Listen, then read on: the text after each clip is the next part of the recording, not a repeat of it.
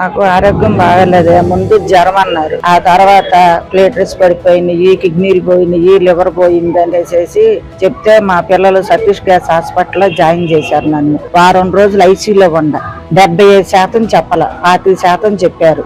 ఈ 40% చెబితే నేను లోపల, పిల్లలేం బయట. మా దగ్గర చూస్తే డబ్బుల్లో మా పిల్లలు ఎన్ని కష్టాలు పడ్డారో ఏమో నాకు తెలియదు, దేవుడికి తెలియాలి. నన్ను బతికిచ్చారు నా పిల్లలు, ఆ దేవుడు, ఆ డాక్టర్ గారు కలిసి నన్ను బతికిచ్చారు.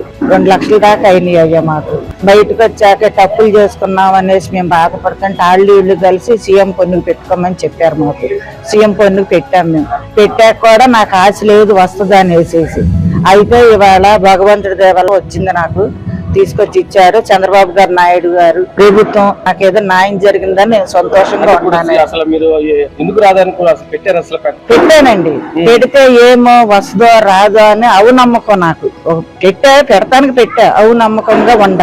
అయితే ఇవాళ దేవుడు కరుణించి ఫోన్ వచ్చింది, వచ్చాను. చంద్రబాబు గారి పుణ్యము నాకు ఇవాళ ఇది వచ్చిందండి. సీఎం రిలీఫ్ ఫండ్ రావడంపై మీకు ఎలా అనిపిస్తుంది? నాకు చాలా ఆనందంగా ఉందండి, చాలా సంతోషంగా ఉంది. నా అప్పుకి కొంచెం అన్నా సాయం వచ్చింది. ఆ భగవంతుడి పుణ్యం, చంద్రబాబు గారికి పుణ్యం అంట నాకు వచ్చింది. కొంచెం అన్నా నా అప్పు తీరిద్దని నేను చాలా సంతోషంతో ఉండ, ఆయన పుణ్యం అంట.